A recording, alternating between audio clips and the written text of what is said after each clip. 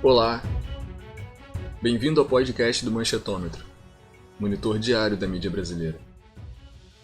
Supostas irregularidades na contagem de votos, protestos populares, pressão militar, renúncia e exílio.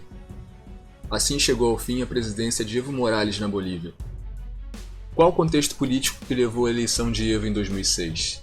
E uma vez no governo, como se deu a construção do Estado plurinacional? A nacionalização dos hidrocarbonetos, sucesso econômico, elogiado até pelo FMI, e por fim a derrocada do último presidente bolivariano no continente, com o golpe de novembro de 2019. Eu sou o jornalista André Madruga e converso hoje com as pesquisadoras do Manchetômetro, Beatriz Bandeira de Mello, Márcia Rangel Cândido e a nossa convidada Marília Clois, cientista política especialista em Bolívia. Olá, bem-vindas. Olá, André. Olá, Marília. Olá, Bia. Olá, Marcinha. Oi, André. Oi, Marília. Olá, Bia. Olá, André. Olá, Marcinha. Prazer estar aqui conversando com vocês hoje. Então, Bia, vou começar com você. Como a mídia tem retratado a América Latina e a Bolívia nos últimos anos? Uma coisa que ficou muito marcada para mim foi na época da nacionalização dos derivativos do petróleo lá, que o Evo botou o exército para encampar refinarias da Petrobras e tal, e isso foi muito marcante, né? Como é que, além disso, a mídia tem retratado a Bolívia nesse período do governo do Evo? André, na verdade é interessante a gente pensar essa cobertura da Bolívia dentro de um marco geral da forma como a imprensa brasileira trata os países da América do Sul e da América Latina de modo geral. E, em particular, os governos considerados progressistas, de esquerda, centro-esquerda, enfim, quais sejam as suas denominações.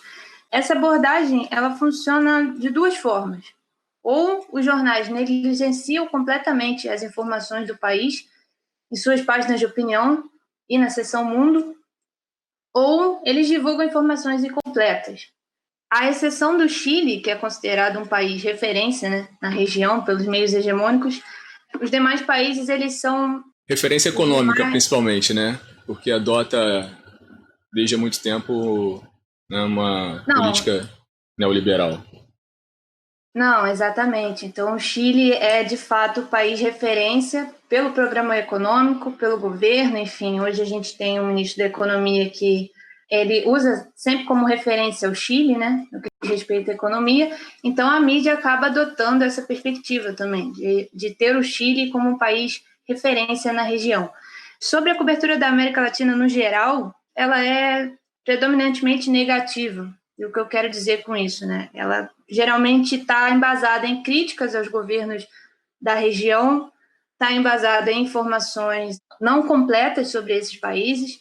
Toda vez que um país, de certa forma, questiona aspectos fundamentais da democracia liberal representativa, ele tende a ser coberto pela imprensa de forma negativa, ou pelo menos crítico. E aí, você falou ali sobre 2006, que foi o momento em que o Evo nacionalizou, né, algumas empresas de hidrocarbonetos, enfim, teve toda essa questão da nacionalização dos hidrocarbonetos. Que foi uma promessa eleitoral dele também, né? Bom lembrar. Não, exatamente. E, assim, desde o momento em que o Evo se colocou como candidato, a própria imprensa brasileira ela ficou bastante em dúvida do que seria, do que representaria essa candidatura do Evo para o país e, por consequência, para os interesses do Brasil no país andino, né? Então, tinha toda essa incerteza, e eu coloco incerteza entre aspas, né, de como o Evo agiria justamente no que diz respeito à questão energética, do cenário, né, de gás natural, que é um dos grandes produtos que a Bolívia exporta para o Brasil, como isso ficaria durante o governo do Evo. Então, a gente tem ali, em 2006, justamente essa incerteza, né, a respeito de como seria o governo do Evo, e os rumos que o seu governo tomaria, né? E aí eu separei aqui alguns editoriais do Globo e da Folha de São Paulo para poder ilustrar o modo como a mídia vem cobrindo a Bolívia nesses últimos anos e, sobretudo, após o Evo ascender à presidência da Bolívia. Então, eu separei aqui, por exemplo, o editorial publicado pelo Globo em dezembro de 2005, ali logo após as eleições, né? E ele é nomeado de Risco Bolívia. Então, nesse editorial, o Globo vai mostrar uma certa preocupação com essa provável nacionalização, na época, provável nacionalização de refinarias, né? O que para o jornal representava um risco para o interesse brasileiro no país. Então, tinha todo esse debate de que o Evo optaria por um projeto político mais estatizante e colocaria o Estado como ator central da economia, e isso, de certa forma, preocupava os meios, né, a respeito de como ficaria, por exemplo, a Petrobras, que era uma das grandes participantes do mercado de gás natural na Bolívia. Enfim, tinha toda essa preocupação. E na época, né, em que o Evo saiu como candidato, e depois, quando ele finalmente foi eleito, havia também uma preocupação de qual perfil político o Evo Morales ia adotar, né? Então, tinha ali, num polo, um perfil considerado moderado, representado pelo ex-presidente do Brasil, Luiz Inácio Lula da Silva, e um perfil considerado radical, que, por sua vez, ficou centrado na figura do Hugo Chávez. Então, vejam bem, o jornal, e aqui eu falo sobre o Globo, colocava o tempo todo essa possibilidade de escolha, assim, se o Evo seguir pelo caminho do moderado, Luiz Inácio Lula da Silva, vejam bem, né, naquela época, ele tende a conseguir conciliar os interesses econômicos do país e, enfim, com a oposição, e havia toda essa pressão para ele seguir esse perfil mais moderado. Aí, por sua vez, caso o Evo optasse por seguir esse perfil mais radical do Hugo Chávez, o país corria o risco de entrar numa guerra civil. Então, vejam só, esses eram os dois cenários que a mídia apresentava para a Bolívia naquele momento. E aí eu falo de dezembro de 2005, ali, naquele período logo após o Evo vencer as eleições. E essa incerteza inicial ficou ali em torno da figura do Evo, né, e de como seria o seu governo. Ele foi, aos poucos, dando lugar a uma crítica a esse governo. Então, se no início, né, havia essa escolha entre o perfil moderado e o perfil radical, ao longo dos anos o Evo Morales começou a ser taxado de discípulo do Hugo Chávez. Então, esse era basicamente o mote ali da grande imprensa, o Evo como mais um representante do bolivarianismo na região. Esse que é um termo que a imprensa gosta muito de utilizar, sem muito critério, né, sem explicar muito o que significa. Então, é apenas um governo bolivariano que adotou o kit bolivariano. Esse também é um termo que o Globo usa bastante para classificar os países, né? Anos depois, os jornais também associam o PT, você disse que eles viam como um governo moderado, ao bolivarianismo também, né? Não, eu acho essa questão muito interessante, André, porque mostra como esses meios enxergam os governos da nossa região, né?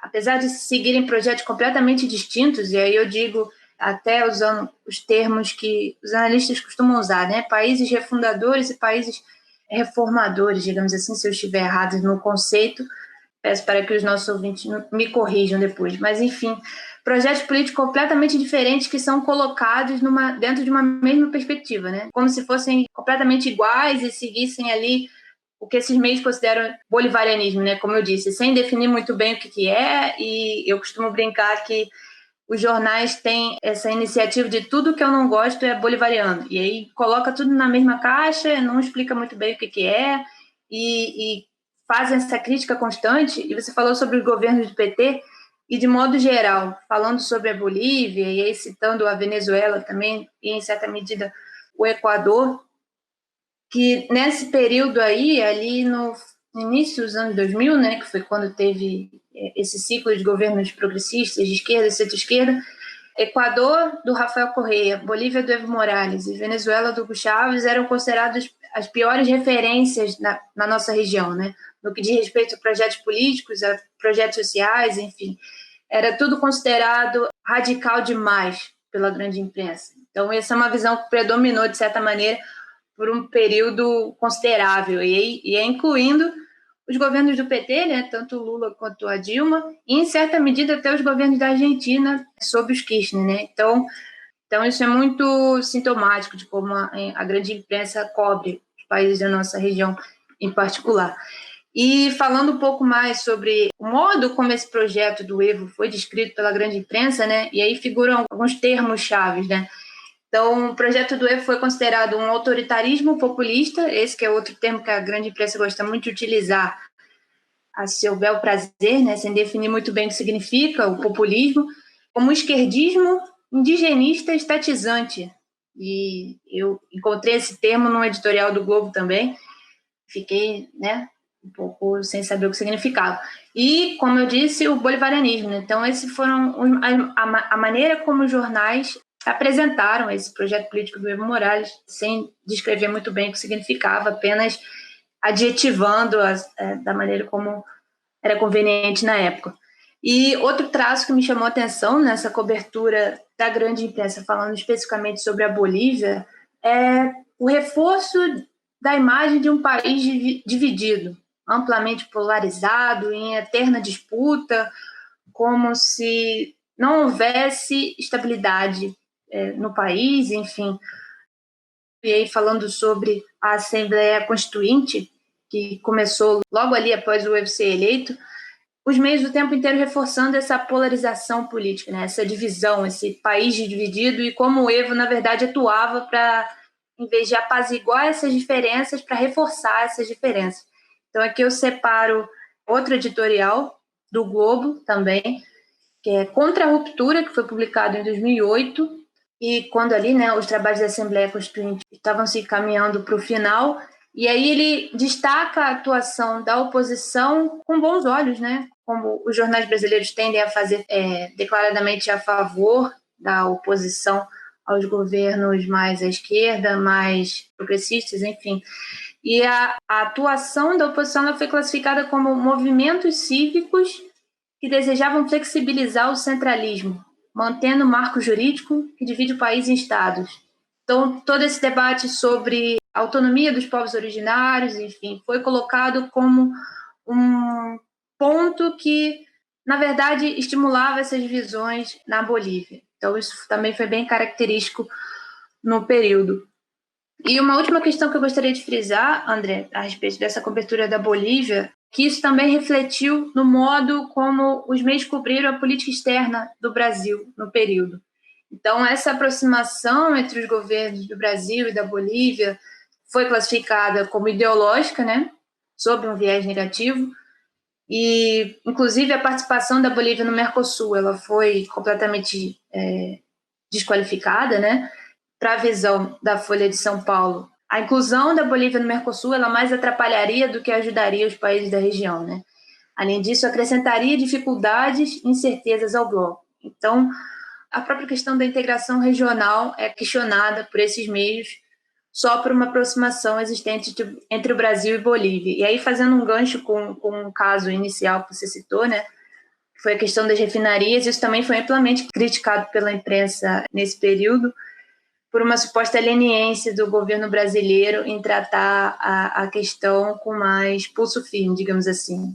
O governo foi criticado por não se indispor com o governo do Evo Morales, justamente por essa aproximação existente entre os dois países, né?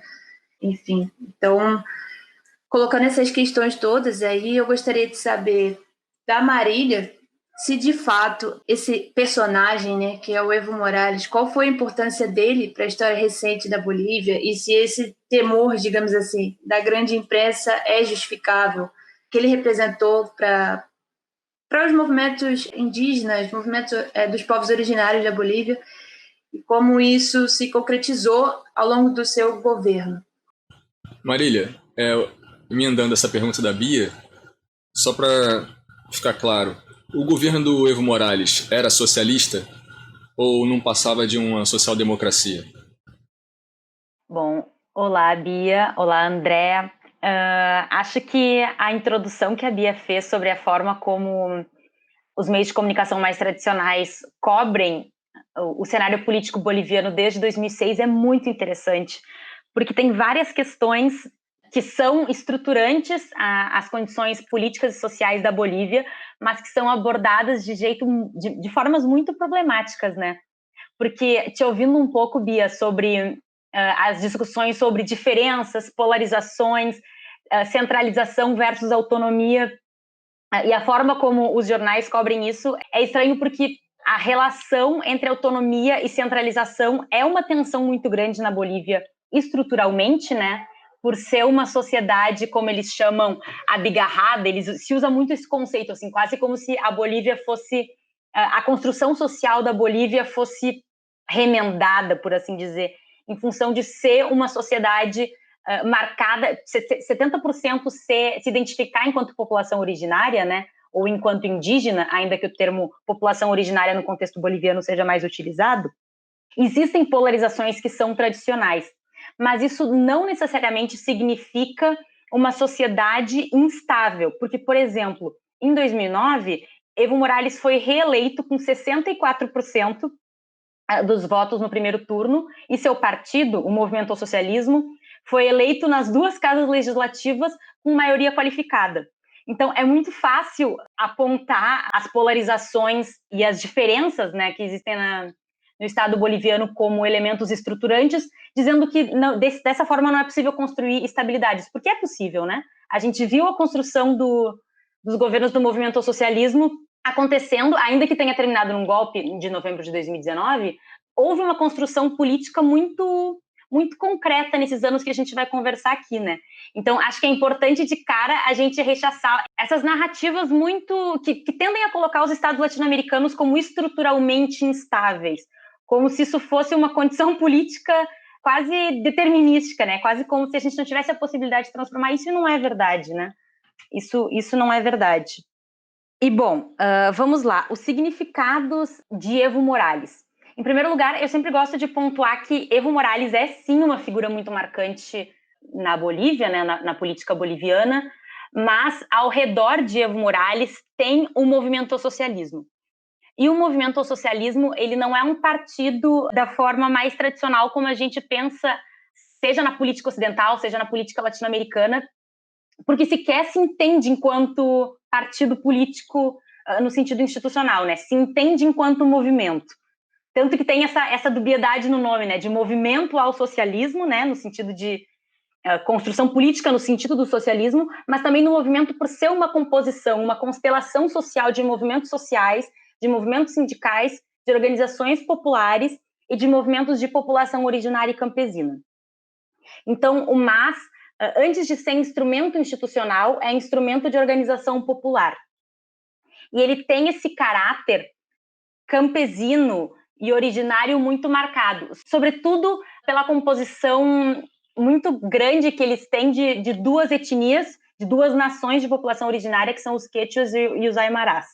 Então, isso já vai ser uma questão daqui para frente, porque, enfim, a Bolívia ela é composta de múltiplas, se considera hoje politicamente construída como plurinacional, né? Tem essa condição de plurinacionalidade, e o movimento ao socialismo, ele é hegemonicamente composto por essas duas nações de população originária. Mas, enfim, a construção do MAS, como a gente conhece hoje, se dá, sobretudo, após 2 ciclos de protesto que a gente chama de Guerra do Gás e Guerra da Água, que aconteceu no final do século XX, ali no final dos anos 90, até 2005, 2006, quando o Evo vai ser eleito, né? E foram ciclos de protesto e de organizações de ação coletiva ao redor de protestos contra a privatização do gás e da água, né? Porque anos 90 na América Latina estava acontecendo toda aquela agenda de privatizações e do consenso de Washington. Então foram ciclos de protestos que foram organizados por esses atores, esses movimentos sociais, e a consolidação do movimento ao socialismo vem muito no caldo dessas organizações e desses protestos contra a privatização de recursos naturais, né? Lembrando que o Evo foi eleito depois de um período de 3 anos em que a Bolívia teve 3 presidentes e 2 renunciaram após protestos, não é isso? Exatamente. Então, já vinha nesse período de instabilidades, né? Inclusive, a renúncia de um presidente, do GONI, né, do Gonzalo Santos de Losada, se dá justamente no momento desse ciclo de protesto em que ele passou a responder por genocídio, em função da resposta absolutamente repressora e violenta que ele faz a esses movimentos populares. E quem assume, depois que o GONI renuncia e foge da Bolívia, é justamente Carlos Mesa, que é uma figura que a gente vai conversar daqui para frente, porque foi muito importante durante o momento do golpe e que está sendo muito importante agora no cenário eleitoral boliviano. E não é pouca coisa que, a partir do momento em que Evo Morales assume a presidência do país com o movimento ao socialismo e com a figura do Álvaro Garcia Linera como vice, que é um sociólogo super importante que está muito presente na construção do projeto político do MAS, né? Ele tem um passado como professor, como guerrilheiro, enfim, de pensar a Bolívia em termos de construção política, que é muito importante. Eu sempre gosto muito de falar da figura do Garcia Linera. Mas não é pouca coisa que quando o Evo chega no poder, a primeira medida que ele faz, a primeira lei que ele decreta é justamente a nacionalização dos hidrocarbonetos e dos recursos naturais, né? Depois, enfim, isso vai ter toda uma outra construção política na Constituição, né? A Constituição Política do Estado, aprovada em 2009. Mas é muito importante isso porque o MAS ele herda muito desse legado da guerra do gás e da guerra da água, né? Então, a forma como os recursos naturais são pensados na Bolívia não é pouca coisa. Por quê? Porque quando a Constituição é aprovada em 2009, ela consolida todo esse conteúdo programático desse novo bloco histórico que chega no Estado boliviano. Não só porque a Bolívia deixa de ser uma república, né? A Bolívia passa a ser um Estado plurinacional, e quando ela passa a ser um Estado plurinacional, ela o faz na Constituição, justamente rechaçando o Estado neoliberal e o Estado colonial. Isso está na Constituição, isso está no texto constitucional, né? Então tem toda essa construção da decolonialidade, né, do reconhecimento de que existe um passado colonial violento e racista e machista. São termos que estão presentes na Constituição boliviana, né? Então se rechaça isso para a construção desse Estado plurinacional e comunitário. E o que significa isso? Significa o reconhecimento de que a Bolívia é um Estado que tem nações de população originária e campesinas. Isso também sai do plano do discurso, porque isso significa reconhecer atores coletivos como as populações, as organizações de população originárias, como figuras jurídicas.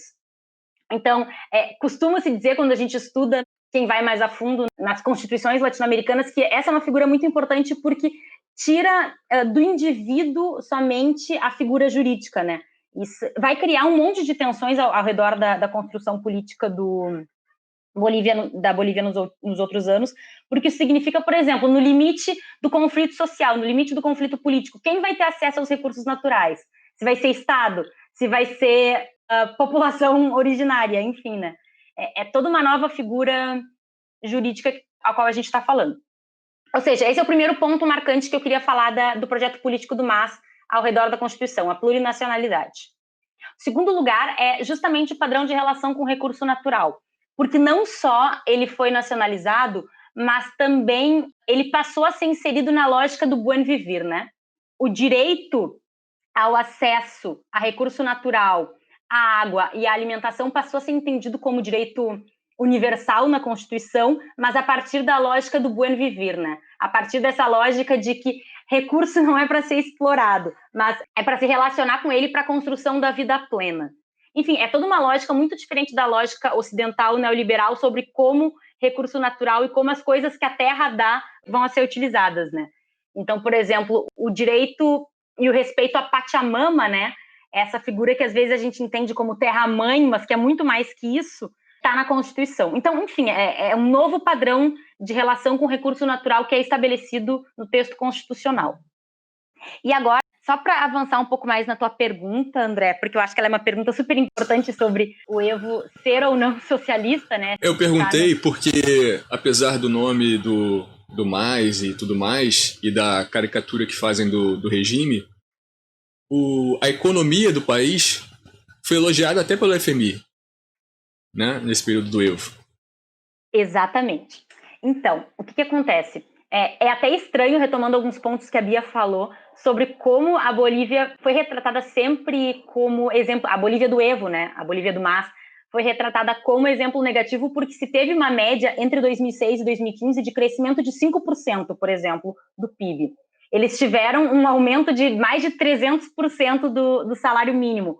O grau de erradicação da alfabetização foi muito alto. Enfim, quando a gente pega esses indicadores mais tradicionais, por assim dizer, em termos de economia, os resultados da Bolívia, pelo menos até 2015, foram muito positivos.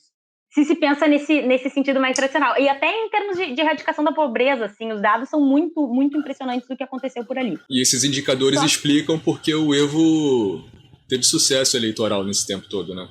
Pois é, André, mas ao mesmo tempo isso significou uma série de contradições ao redor do que o regime se propunha, né, do projeto político do MAS e até do projeto constitucional, né, do que se conseguiu aprovar na Constituição com o dia a dia. Por quê?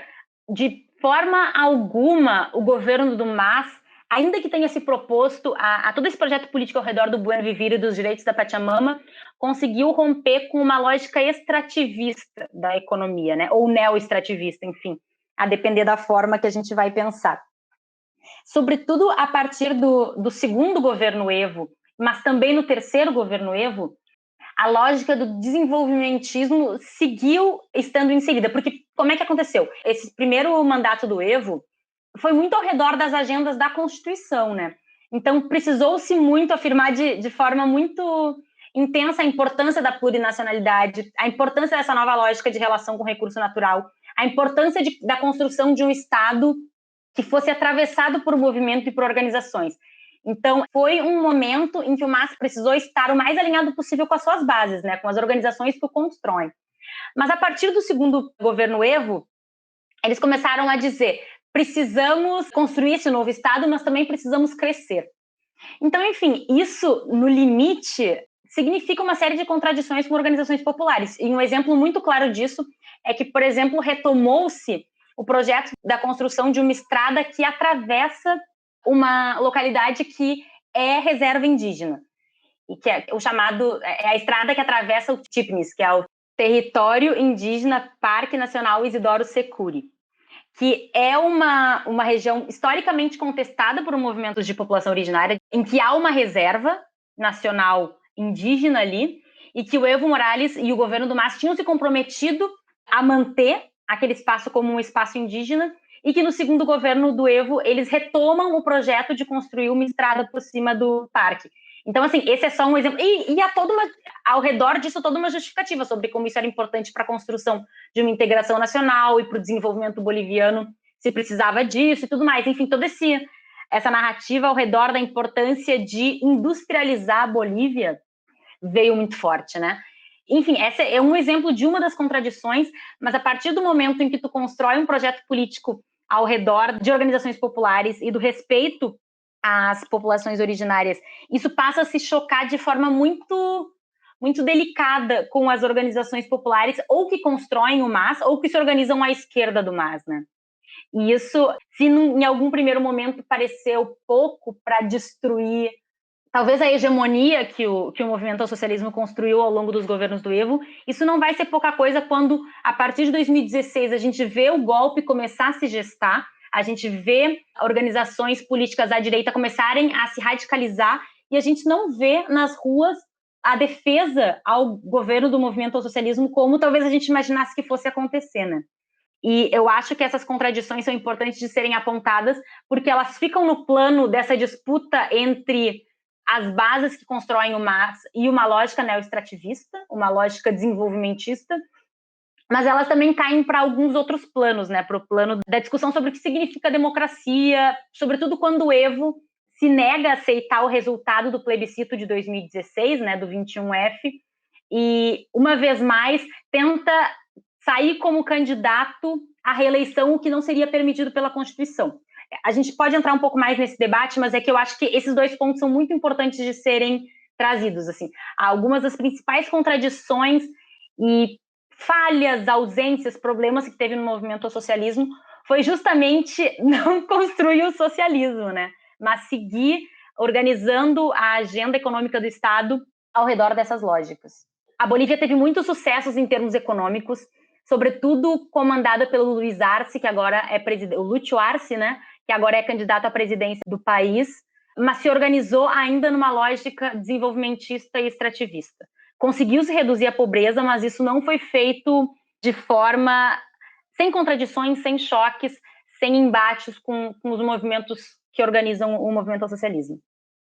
Marília, pegando um gancho no que você trouxe, eu estava aqui pensando enquanto você falava de como algumas dessas questões que você apresentou foram recebidas pela imprensa brasileira, né? Uma delas é que você falou do nível de desenvolvimento que a Bolívia alcançou ali durante os primeiros anos, né? E essa estabilidade acabou se perpetuando por algum tempo, o nível de desenvolvimento social alcançado, né? E como a mídia recebe essa informação, né? E repassa, digamos assim, sempre como um porém. Por exemplo, eu separei aqui um editorial do Globo que fala sobre crescimento econômico, mas com pouca distribuição de renda. Então, tem sempre uma questão que se contrapõe a esse desenvolvimento alcançado, né? De fato, alguns projetos políticos da nossa região e econômicos têm essa questão da pouca distribuição de renda, mas isso é sempre apresentado como o maior problema desses projetos, né? Sem muita crítica, simplesmente com essa visão predominantemente negativa, de que houve sim um crescimento, mas sempre com um contraponto, né? Para colocar em xeque esses projetos. Outra questão é sobre essa incorporação, né? Essa autonomia conferida aos povos originários, populações originárias, através da Constituinte, né? E depois com a Constituição. Isso foi também considerado pela mídia como uma politização do judiciário, né? Como fosse algo prejudicial, como se isso fosse interferir na autonomia desses poderes, enfim, como se isso fosse atrapalhar a organização política do país. E por fim, e aí foi uma questão que me veio lá no início quando você falava, Marília, de certa forma foi bastante vinculado pela mídia, mas até essa questão foi, de certa forma, questionada, se de fato Evo Morales foi o primeiro presidente indígena. Então, até isso foi questionado, né? Então, para a gente ver como é que essas informações e toda essa complexidade que envolve a sociedade boliviana e a política no país é, de certa forma, homogeneizada, né? E essas questões mais profundas são deixadas de lado a título de se tornar homogênea toda a experiência mais à esquerda da nossa região. Então, achei bastante interessante. Pois é, Bia. E uma coisa que me chama a atenção também é que, além da condição do Evo enquanto indígena ou representante da nação Aymara na Bolívia, e além de todas essas homogeneizações de kit bolivarianista, enfim, talvez é importante a gente retomar também a condição do Evo enquanto cocaleiro, né? Porque o Evo, ele trabalhou como cocaleiro durante grande parte de sua vida, ele foi dirigente sindical, cocaleiro, ele é até hoje, na verdade, o presidente das federações dos trópicos de Cochabamba, né? Que é uma das 2 regiões de produção de coca regulamentada na Bolívia. E isso, a impressão que eu tenho é que também é um pouco mobilizado, assim, de tentar relacionar o cocaleiro com como se isso significasse tráfico de drogas ou como se ele fosse traficante, porque, então, o Evo, ele também sempre tentou encampar alguns debates, até mesmo no plano internacional, levando essa questão para a Organização das Nações Unidas, ou para a Unasul, ou para algumas outras organizações, sobre as diferenças da folha de coca e da cocaína, né? Ele sempre tem esse slogan, la hoja de coca no es droga, ou a folha de coca não é droga, porque isso tem um significado político, religioso, em termos de cosmogonia, em termos de identidade cultural mesmo, muito grande para a Bolívia, né? O significado da folha de coca, da produção de coca, da figura do cocaleiro. E o Evo Morales ser um cocaleiro não é qualquer coisa, né? Ele ser um cocaleiro de origem campesina e de população originária, né? Isso é completamente mobilizado pela mídia, Maria. Você falou e isso é presente nessa cobertura, né? E ao tempo todo essa associação, tipo, Evo Morales, líder dos cocalheiros, líder sindical, enfim, toda essa construção desse imaginário, né, em torno do Evo Morales, né, de que ele é um líder sindical, ele é um cocalheiro, e como você bem colocou, né, isso não é abordado de uma perspectiva ampla, né, da forma como está estritamente vinculado à cultura do país e a todas as questões que você colocou. Então, é sempre com essa, digamos, essa forma dúbia, né, de interpretar. Você pode imediatamente vincular a questão dos cocalheiros com drogas, entendeu? Então, isso está o tempo todo sendo mobilizado justamente para gerar essa chave, né? Então, você pensa no Evo, você pensa em cocalheiros, você pensa em tráfico de drogas, enfim. é muito sutil, mas também é muito presente, é muito constante nessa cobertura da mídia. É isso mesmo. Marília, me surpreendeu a facilidade com que o Evo renunciou. Parecia ter sido uma hegemonia ali do campo popular, mas acabou de uma forma rápida, assim, pelo menos ao olhar assim distante da gente. Qual foi o contexto todo? A gente sabe que o Evo tentou uma terceira reeleição, que a Constituição vedava. Daí ele propôs um referendo, um plebiscito, no qual ele perdeu por uma margem pequena. E o Tribunal Constitucional considerou que ele tinha o direito de se candidatar de novo. Aí deu todo o imbróglio na eleição, que ele teve uma reviravolta no final, né? Que ele acabou ganhando no primeiro turno, segundo os dados oficiais. E aí teve uma revolta popular que gerou na renúncia dele, né? Uma pressão militar, inclusive, forte. Mas tudo pareceu que foi muito rápido e que parecia sob controle, né? Ele abandonou o governo assim de uma forma rápida. Como é que você contextualiza isso tudo pra gente? Bom, eu acho, André, que tu tocou talvez nas questões mais delicadas sobre como aconteceu o golpe no novembro de 2019. Porque ao mesmo tempo em que pareceu muito rápido e que pareceu que não se foi às ruas em defesa do governo do Evo Morales, e em grande medida não se foi em um primeiro momento mesmo, né? É um processo político mais longo, assim, porque a construção desse cenário político vem desde 2016, né? Porque em 2016 realmente aconteceu esse plebiscito em que Evo pergunta à população se lhes parece conveniente que ele faça uma alteração constitucional para que possa mais uma vez disputar a presidência do país, e ele perde por essa margem muito, muito apertada e recorre, né? E a partir do momento em que ele recorre, a oposição a ele passa a ganhar força. Não só ao redor da disputa e da construção de que o Evo é uma figura política autoritária, de que não respeita a democracia na Bolívia. Essa construção ela vem do campo da direita, mas também vem do campo de oposições à esquerda do MAS, né? Então, a partir de 2016, começam a se formar alguns comitês, como o CONAD, né, o Comitê Nacional pela Democracia, a Central Obreira Boliviana, que é a COB, né, como a gente chama na sigla, que é a principal central sindical do país, também passa a construir de forma mais intensa a oposição ao MAS, né? Começa a estar na rua exigindo que o Evo não seja o candidato, ou seja, começa a se organizar uma série de movimentos e organizações com muita preponderância de organizações da sociedade civil, e aí eu destaco o papel justamente dos comitês cívicos que a gente estava conversando há algum tempo, né, André?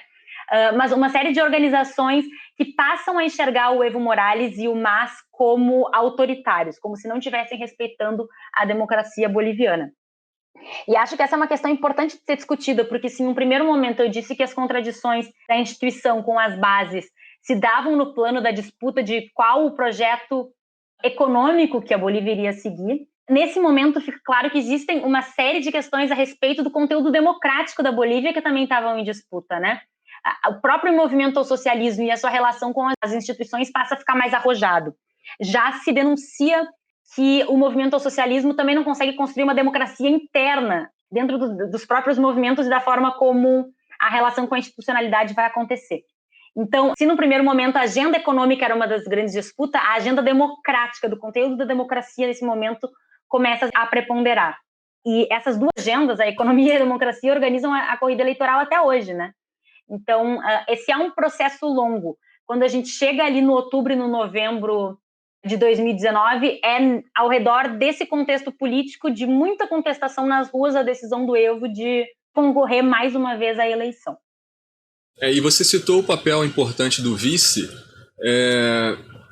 Qual foi a dificuldade dele fazer um sucessor? Por que o vice não se tornou um candidato dele? Bom, é que na realidade o MAS ele é construído por muitas tendências internas, né? Por muitos movimentos, por muitas organizações populares, mas que se organizam em algumas pegadas um pouco diferentes. Eu não vou falar exatamente em tendência, porque isso iria parecer uma organização partidária parecida com as que a gente tem aqui no Brasil, por exemplo, o PT, que se organiza em tendências, e não é bem assim. Mas existiam algumas possibilidades de lideranças que poderiam se construir como sucessores, mas que não houve consenso dentro do movimento ao socialismo. Por exemplo, um nome muito forte é o de Andrônico Rodrigues. Andrônico Rodrigues é o vice-presidente da Central Sindical dos Cocaleiros, né? Que Evo Morales é o presidente até hoje das centrais sindicais das federações de Cochabamba, e Andrônico Rodrigues era o vice. Mas, ao mesmo tempo, existe uma disputa grande entre esses setores mais ligados às bases campesinas do MAS e com os setores mais urbanos e de classe média do MAS, né? Então, agora, por exemplo, para organizar quem seria o candidato após o Evo Morales não estar mais presencialmente na Bolívia, depois que ele assume a sua condição como refugiado político na Argentina, que é onde ele está agora, começou-se a disputa sobre quem seria o candidato, né? E essas tendências diferentes do MAS ficaram muito claras. Porque, por exemplo, enquanto esses setores mais urbanos e classe média queriam a figura justamente de Luiz Arce, que é quem hoje é candidato pelo MAS, os setores mais campesinos disputavam justamente o nome de Andrônico Rodrigues, né? Então, enfim, não se construiu consensos ao redor de qual ia ser a figura que seria a sucessora de Evo Morales, e isso significa problema de construção de consensos dentro do MAS como um todo. O MAS é um partido, um instrumento constantemente em disputa. E a ausência de consenso ao redor desse nome é uma prova disso, né? Parece que a figura do Evo era a única capaz de unificar ali o movimento, né? Em alguma medida, sim, mas também o seu desgaste começou a ser visto dentro do próprio movimento, né? E dentro da própria esquerda, porque, enfim, a oposição à esquerda a ele era cada vez mais visível de movimentos de população originária, mas também de movimentos feministas, que muitas vezes denunciavam um perfil muito machista e misógino de Evo Morales, né? Essa é uma coisa que tem que ser trazida a público, né? Existem muitos movimentos feministas na Bolívia que constroem uma oposição à escolha do Evo enquanto figura preponderante, né? Seja no feminismo comunitário dentro do movimento ao socialismo, seja de feminismos outros que estão fora do movimento ao socialismo. Então, enfim, é uma questão que é muito complexa, mas que é uma disputa interna do próprio movimento. E o Garcia Linera nunca se colocou como essa figura a ser substituta do Evo, assim. Tu perguntou do vice, né? Mas não, o Garcia Linera nunca foi um horizonte de expectativas para a construção da sua sucessão, assim, não era ele. Teriam outras figuras, como o Luiz Arce, como o Andrônico Rodrigues, e como o David Choquehuanca, que é justamente candidato a vice-presidente junto com o Luiz Arce, assim. E o Choquehuanca também, ele é indígena, né? Ele é de população originária. E ele tem um histórico mais militante, ele tem uma trajetória muito mais militante do que o Luiz Arce, que tem essa pegada mais institucional, classe média branca. Então, são perfis diferentes dentro do movimento ao socialismo, né? Mas... Marília, só para fazer um comentário do que você estava falando, que eu acho que é interessante fazer um paralelo na cobertura midiática, né? Porque quando a gente fala que os grandes meios aqui no Brasil deixam de divulgar informações relevantes sobre países da América Latina, eu acho que em relação à Bolívia, essa questão da participação feminina e da importância dos movimentos, né, feministas e comunitários, ela está muito ausente da mídia. Por exemplo, no caso do golpe, quando algum jornalista chega a mencionar questões de gênero, é para falar que o índice de violência contra a mulher na Bolívia é enorme. Em nenhuma das reportagens que saiu, né, sobre a eclosão do golpe, tinha um tratamento mais sério também sobre como o país é um dos que, no mundo, né, tem uma participação política até nas instituições mesmo bem alta das mulheres. Então, acho que é uma das formas de exotização também da cobertura da mídia, não tratar com devida atenção as coisas positivas do país também, né? Márcia, então conta pra gente como que a mídia brasileira cobriu o golpe. O Evo era chamado de último bolivariano, né? Sempre visto como autoritário, como uma pessoa que não respeita as instituições. Como é que você viu essa cobertura? Você escreveu uma CRM para o Manchetômetro a respeito, né? Conta pra gente um pouco dos dados. Então, eu acho que a cobertura do golpe na Bolívia é um momento bastante particular para a gente ter várias evidências do que a Bia e a própria Marília também já estavam comentando, né? A entrada da América Latina nos grandes jornais do Brasil, ela é muito limitada. Quando ela acontece, ela vem cheia de estereótipos e também com um enquadramento bastante claro, assim, eu diria, do viés que os jornais têm em relação a visões políticas e econômicas, né? No caso do golpe, ele não foi um tema esquecido pelos jornais, ele entrou nas capas dos jornais, né? A crise passou um bom tempo figurando com destaque em todos os 3 grandes jornais do Brasil, o Estadão, a Folha e o Globo.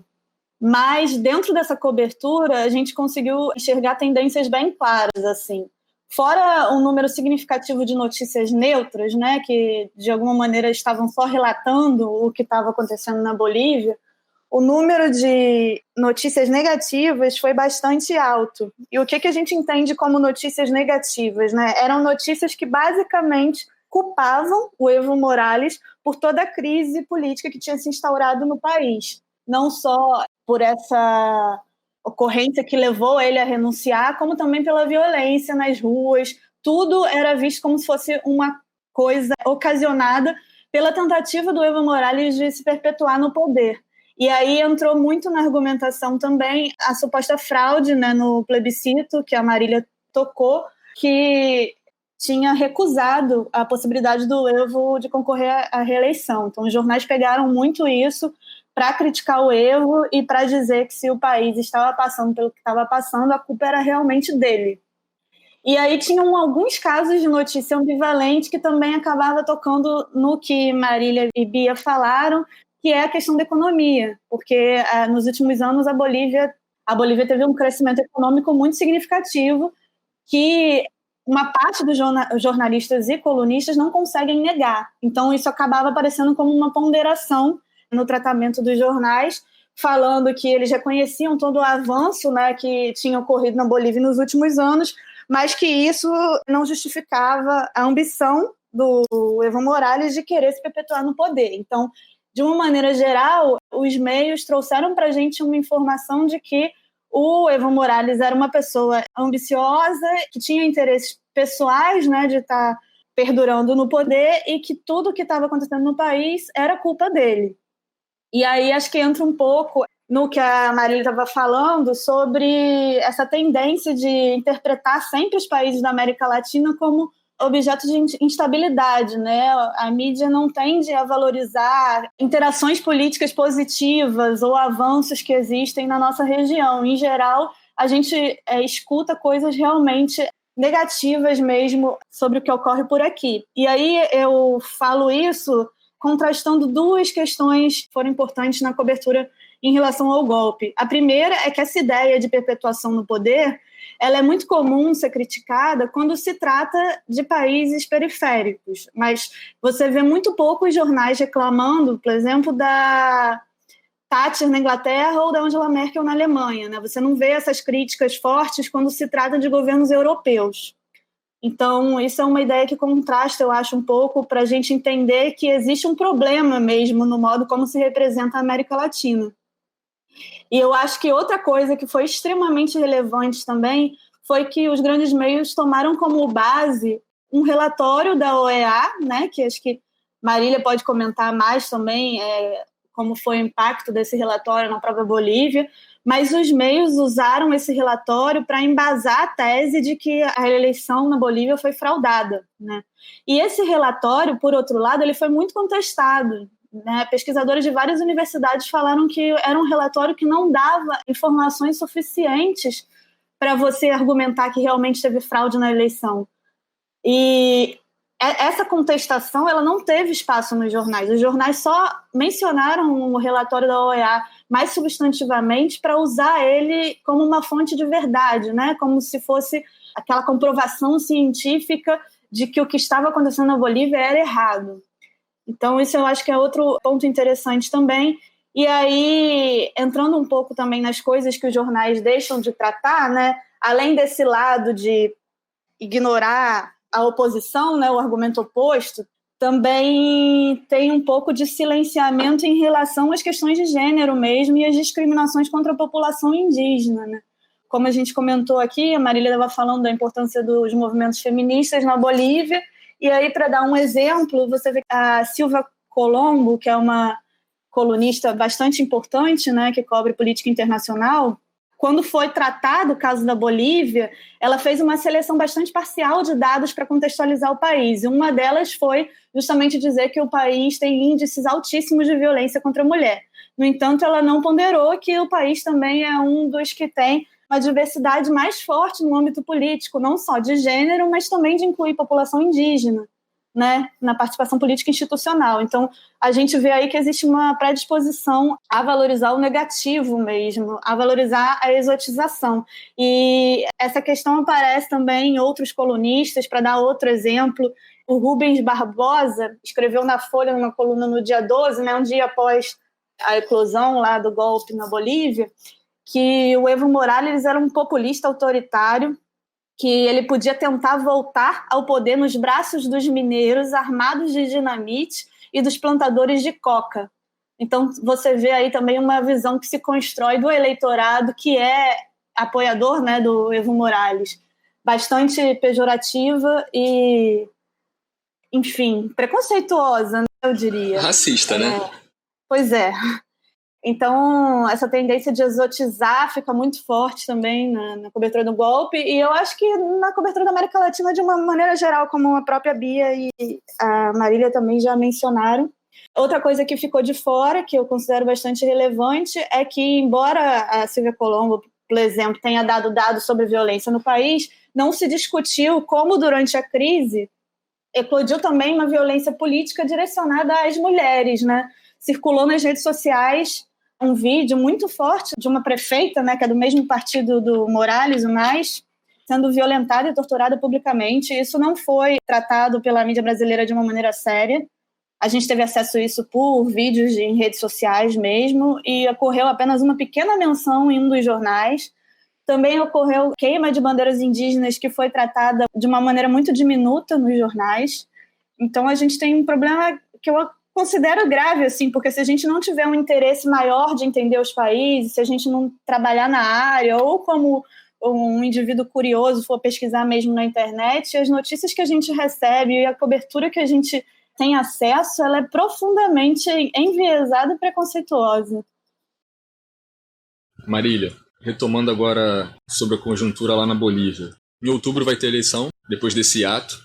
E, segundo as pesquisas, o candidato Luiz Arce do MAS, ex-ministro da Economia do Evo, lidera e, segundo as pesquisas, venceria já no primeiro turno.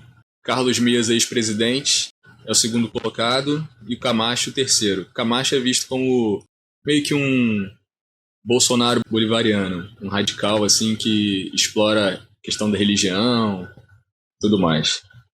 Posso só incluir uma questão na sua, André? Claro.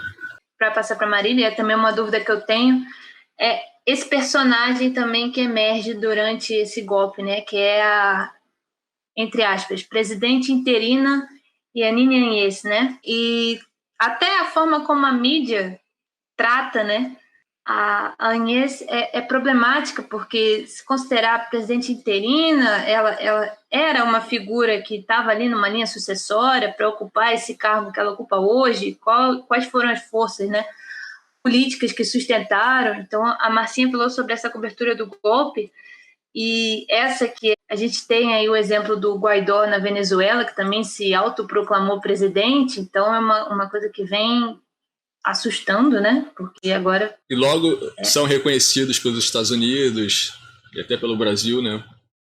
Não, exatamente. E até pegando um gancho nisso, André, logo depois que a Yanine Áñez ocupou, né, a presidência, ela colocou a Bolívia no Grupo de Lima, que exerce pressão sobre o governo da Venezuela, né, por uma suposta transição democrática, enfim, toda essa forma pressiona ali a Venezuela, né, tenta fazer essa mediação, se é que a gente pode chamar assim, entre as forças políticas na Venezuela. Então, logo após ela assumir a presidência, ela vai e incorpora a Venezuela nesse Grupo de Lima. Então, pegando um gancho, né, nessa cobertura que a mídia fez da Bolívia e com esse aparecimento, né, da Yanine Áñez, que para mim não tenho essa familiaridade com os fatos políticos na Bolívia, se não acompanho diariamente, foi uma personagem nova, que para mim parece que apareceu do nada. Então eu queria saber da Marília como tem essa questão da eleição, como é que é a participação da Yanine Áñez e como isso tudo está acontecendo. Para responder essas questões que tu e o André trouxeram, é importante retomar uma questão que a Márcia trouxe, que, na minha visão, é muito importante e não foi bem explicada pelos meios de comunicação mais tradicionais, e como a Marcinha disse, a gente só entende se vai atrás por, enfim, intuito de pesquisador mesmo, que é o seguinte: a construção do golpe na Bolívia, e que levou à renúncia forçada do Evo no 10 de novembro, ela foi muito construída em função da pressão que as Forças Armadas fizeram, né? A partir do momento em que as Forças Armadas sugerem que o presidente renuncie, isso é golpe, mas teve outros elementos que são muito fundamentais para a gente entender o que aconteceu ali, que está muito ligado a, por exemplo, a tortura de Patrícia Arce, né? Que a Marcinha mencionou, da prefeita do MAS que foi torturada, que é o seguinte: a polarização política da Bolívia, ela esteve muito organizada nos últimos anos, né, principalmente a partir de 2006, mas um pouquinho antes, ao redor da disputa entre o movimento socialismo e uma direita neoliberal. E nessa direita neoliberal eu já incluo Carlos Mesa, que é importante a gente situá-lo politicamente. E a impressão que eu tenho é que foi se construindo um outro campo à direita que é mais radical, que é mais militarizado e que não esconde seu racismo e sua misoginia, né? Por que isso é importante de ser mencionado?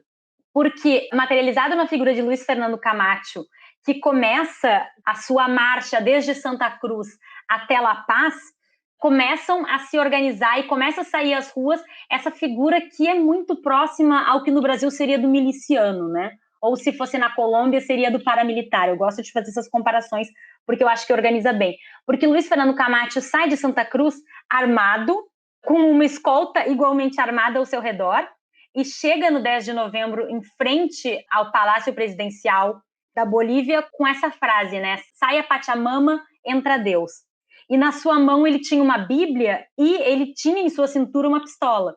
Então isso não é pouca coisa, porque ele simboliza não só o homem branco que atravessa o país, saído do departamento mais rico, onde a renda é mais concentrada, onde estão os principais latifúndios do país, né, os latifúndios pecuaristas do país, mas ele chega em La Paz armado, ele chega em La Paz dizendo que era o momento em que Deus voltava ao Palácio Presidencial e saía a Pachamama, né? Então, isso é muito simbólico da queima das Wipalas, isso é muito simbólico do que já estava acontecendo com os militantes e com os deputados do movimento ao socialismo nas ruas, que estavam sendo fisicamente ameaçados.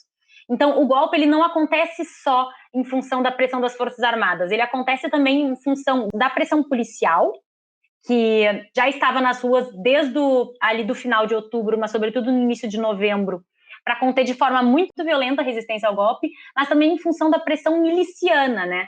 Então, esse elemento que organiza essa outra direita, que é ainda mais violenta que a direita neoliberal, é muito importante da gente ter em mente. E por que eu estou trazendo isso quando a gente pensa as eleições que o André perguntou, né? Porque não se conseguiu organizar à direita uma oposição unificada ao movimento ao socialismo.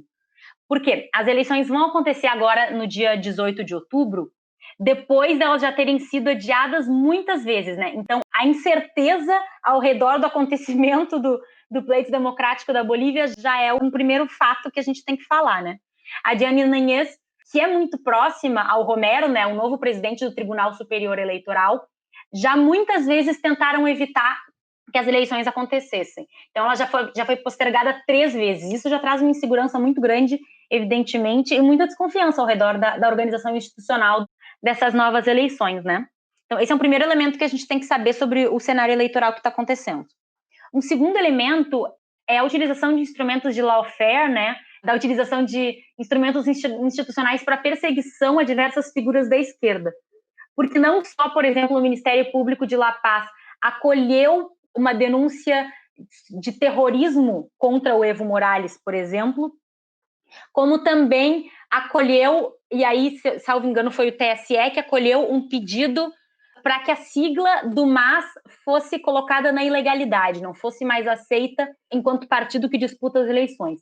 Então, enfim, agora a gente chega nesse último cenário que aconteceu nos últimos dias, em que definitivamente o Evo Morales foi proibido de ser candidato a senador, que era o que ele iria disputar, né? Por enfim, a justificativa é que ele não tinha mais residência na Bolívia e tudo mais, é uma construção muito, muito esquisita, né? Então, acho que o primeiro elemento é a incerteza, a desconfiança da instituição que vai organizar essas eleições. O segundo elemento é a perseguição política às figuras do MAS. E um terceiro elemento que eu acho que a gente tem que ter em mente para retomar um pouco disso é a ausência dessa unificação da oposição à direita, que tinha até pouco tempo, na verdade, na corrida eleitoral, os nomes de Carlos Mesa, o nome de Janina Áñez, que há alguns dias renunciou à sua candidatura, e o nome de Luiz Fernando Camacho, né? Então, eles não conseguiram organizar uma plataforma que conseguisse fazer frente à candidatura do MAS, né? De Luiz Arce, ou Lúcio Arce, como tem se chamado agora, e de David Choquehuanca. Depois de alguns dias em que Janina Áñez renunciou, e ela faz a renúncia de sua candidatura um dia depois em que saiu essa última pesquisa que o André fez menção, né, de que o candidato do MAS ganharia no primeiro turno, mas a gente não sabe muito bem para quem vão os votos de Janina Áñez, assim. Porque a figura da Janina Áñez, ela é muito alinhada com o conteúdo programático de Fernando Camacho, né, de Luiz Fernando Camacho, porque ela tem muito essa pegada de... Em primeiro lugar, ela é uma figura religiosa, né, assim como Camacho é. Ela é uma figura fervorosamente religiosa, ela reivindica Deus o tempo todo, e ela está muito mais ligada a essa plataforma política mais golpista do que dessa direita mais institucional, neoliberal de Carlos Mesa, né? Ao mesmo tempo, o Carlos Mesa está na frente na corrida eleitoral, pelo menos nas pesquisas de votos, do que Fernando Camacho. Então, a gente fica um pouco na dúvida se vai acontecer a migração desse voto útil, entre muitas e muitas aspas, de oposição ao MAS para Carlos Mesa, ou se esse voto mais ligado a Áñez, né, que tem esse outro perfil, vai migrar para Fernando Camacho. Ao mesmo tempo, a construção da campanha do MAS, ela está muito ligada a esse debate econômico. Não só pela escolha da figura do Luiz Arce, que foi ministro da Economia do Evo, e que é muito associado a esse perfil desenvolvimentista do MAS, que a gente conversou antes, né? Esse perfil que prioriza o crescimento em detrimento de algumas outras questões, como também o debate econômico tem sido a principal discussão que o MAS tem puxado, né? Porque o que a gente viu foi resultados muito desastrosos, seja no combate à pandemia, seja na garantia de alguma estabilidade econômica no país durante esse período de crise por parte do governo da Áñez, né? Então, isso tem sido muito mobilizado, tem sido a principal bandeira da candidatura do Arce. Marília, fazendo uma análise assim futurista, se confirmarem os números da pesquisa e o candidato do MAS for eleito, como que você vê o governo dele? Ele consegue governar? Você acha que os militares, a pressão vai continuar? Ele vai ter uma vida normal no governo? Essa é a pergunta de $1 milhão, eu acho. Porque existe uma parte da direita, essa direita mais radical, que, na minha avaliação, não aceita o resultado, né? Não vai aceitar o resultado e vai tentar botar a gente na rua para paralisar esse processo. Só que tem algumas questões, né? A gente não sabe qual a capacidade deles de botar a gente na rua e qual a capacidade deles de ter uso da força efetivamente, né? O quão violento eles vão ser quando eles forem para as ruas. Essa é uma primeira questão que eu acho que tem que estar em mente, porque a gente recém teve um golpe que aconteceu sobretudo porque a integridade física dos representantes do MAS estava ameaçada, né? Então não é qualquer coisa, a gente está falando da vida das pessoas que está em jogo mesmo, né? E o golpe, ele veio com 2 massacres, né? O massacre de Sencata e o massacre de Sacaba. Então, isso é uma questão de sobrevivência das pessoas mesmo, né? A gente não sabe quanta gente eles podem botar na rua e quanto eles podem matar. É muito sério isso, porque eles são milicianos mesmo. Mas outra coisa que tem que ser levada em conta é como que essa outra direita, né? Como Carlos Mesa e quem se organiza ao redor dele vai se posicionar. Se vai aceitar ou se não vai aceitar o resultado. Porque Carlos Mesa, de forma muito natural, aderiu ao golpe em 2019. Não surpreende a mim, porque acho que por trás desse perfil dele existe muito golpismo, assim, ainda que muito mais bem disfarçado. mas acho que observar como essa direita vai se portar vai ser um elemento muito chave para entender. Ao mesmo tempo em que existem setores do MAS que conseguem construir um diálogo maior com alguns setores da direita institucional. Por exemplo, os parlamentares do MAS têm feito um esforço diferente do que as bases mais campesinas estavam fazendo. Enquanto as bases mais campesinas buscaram um caminho mais ligado a protesto e a embate com o governo, os parlamentares do MAS tentaram construir um diálogo maior para aprovar algumas legislações que foram importantes. Então, assim como a direita é dividida, em alguma medida o MAS também é dividido, né? Então, eu te disse tudo isso para dizer que eu não sei, mas que eu acho que os caminhos para a gente entender como vai ser dependem um pouco disso, porque a gente sabe já que a gente não pode contar com organizações como a OEA, né? Teve uma postura vergonhosa frente ao golpe, sobretudo na figura de Luiz Almagro, né, o secretário-geral do OEA, uma figura que, enfim, teve um posicionamento muito pouco democrático, que construiu muito poucos consensos, né, que organizou o diálogo muito mal, que seria o papel de uma organização internacional nesse momento. Já que a gente não tem mais a Unasul, que muitas vezes, inclusive entre 2008 e 2009, foi muito importante para ajudar a organizar um diálogo entre o MAS e a oposição, agora a gente não tem mais a Unasul e a gente tem uma OEA que é insuficiente na hora de conduzir algum acordo entre as partes por ali, né? E é importante a gente destacar isso, assim, porque em 2009 a figura da Michelle Bachelet à frente da Unasul foi muito importante para que o país literalmente não rachasse em dois, sabe? Na época ali das tensões ao redor da Constituinte, né? Então agora a gente não tem mais isso, a gente não tem uma arquitetura institucional a nível regional que possa ajudar a construir esse diálogo. A gente teria que contar com a EA e a gente não tem mais isso. Então é uma insegurança, é uma incerteza a mais, né? Em função do cenário regional.